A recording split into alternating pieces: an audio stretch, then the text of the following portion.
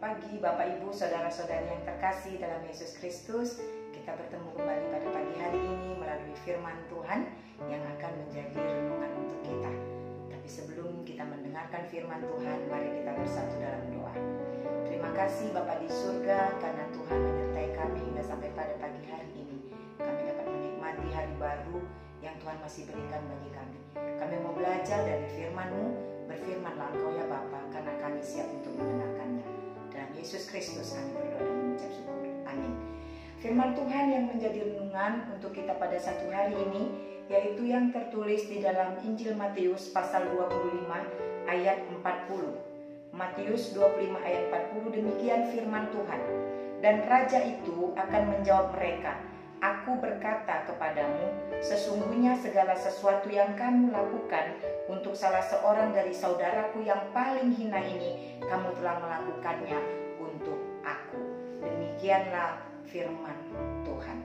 Bapak Ibu saudara-saudari yang terkasih dalam Yesus Kristus, firman Tuhan ini merupakan salah satu bagian pemberitaan tentang penghakiman terakhir.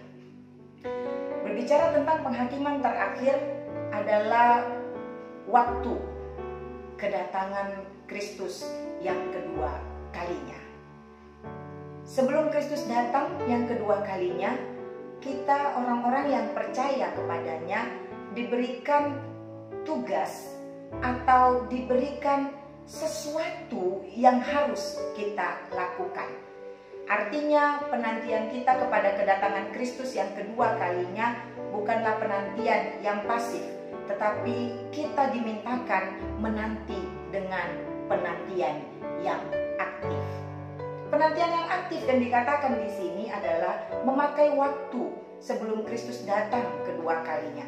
Memakai waktu untuk hidup seperti apa yang Kristus inginkan. Salah satunya adalah seperti yang dikatakan di dalam nats kita ini, bahwa kita harus melakukan sesuatu kepada orang atau saudara yang paling hina. Melakukan sesuatu merupakan tindakan yang harus kita kerjakan. Kepada siapa? Kepada saudara yang paling hina.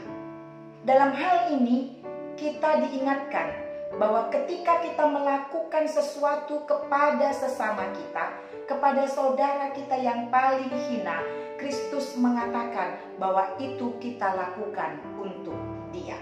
Segala sesuatu yang kita lakukan untuk sesama kita yang paling hina sekalipun, ternyata itu kita lakukan bagi Tuhan. Inilah yang mau dikatakan oleh firman Tuhan pada hari ini.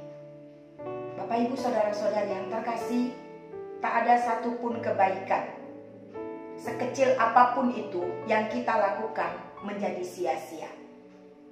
Kebaikan yang kita lakukan kepada orang yang membutuhkan, kepada sasaran yang tepat. Kalau Yesus katakan di sini, kepada saudara yang paling hina.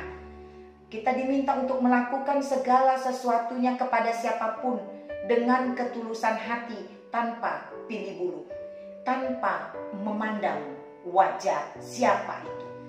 Kita diminta untuk melakukan tindakan kasih, karena memang orang beriman itu akan terlihat atau akan nampak dari perilakunya. Kita tak bisa mengatakan kita hanya orang beriman, kita percaya kepada Kristus, tapi kita tidak menunjukkan bagaimana buah dari iman tersebut. Iman harus diaplikasikan melalui perbuatan nyata.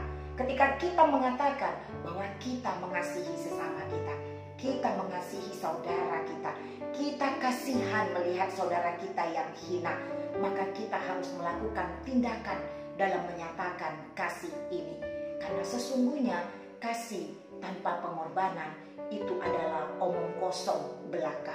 Tapi kasih dengan tindakan nyata itu adalah pembuktian bahwa iman kita benar-benar hidup.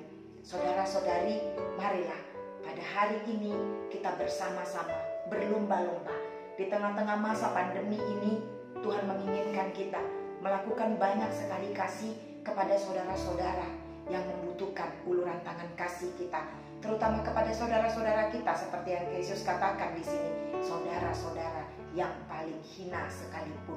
Kita harus mau mengulurkan tangan kasih kita, karena setiap orang yang percaya kepada Kristus adalah perpanjangan kasih dari Kristus di dalam kehidupan kita. Oleh karena itu, tunjukkanlah imanmu dengan nyata melalui buah-buah perbuatan yang baik yang bisa dirasakan oleh orang-orang di sekelilingmu. Amin. Kita berdoa. Kami bersyukur dan berterima kasih Bapa di surga, kalau pada hari ini Tuhan masih mengingatkan kami melalui firman-Mu, agar setiap kami dalam masa-masa penantian kedatangan Kristus yang kedua kalinya, kami tetap mau melakukan tindakan nyata, bukti dari iman kami, yaitu mengasihi, memberi, berbagi kepada saudara-saudara kami yang membutuhkannya. Biarlah kami melakukan seperti yang Tuhan inginkan, agar ketika Kristus datang, kami mampu mempertanggungjawabkan tentang iman dan perbuatan kami. Bapa di surga, kami mau serahkan segala kegiatan dan aktivitas kami pada satu hari ini hanya ke dalam tangan pengasihan Tuhan. Engkaulah yang menyertai kami. Kiranya Tuhan memberkati setiap pekerjaan kami, agar kami pun menjadi saluran berkat bagi orang-orang sekeliling kami. Terima kasih Bapa di surga, Engkaulah yang mendengarkan doa permohonan kami ini. Kabulkan seturut dengan kehendak-Mu. Dalam Yesus Kristus kami berdoa dan mengucap syukur. Amin. Selamat pagi Bapak Ibu Saudara-saudari yang terkasih. Shalom, Tuhan memberkati.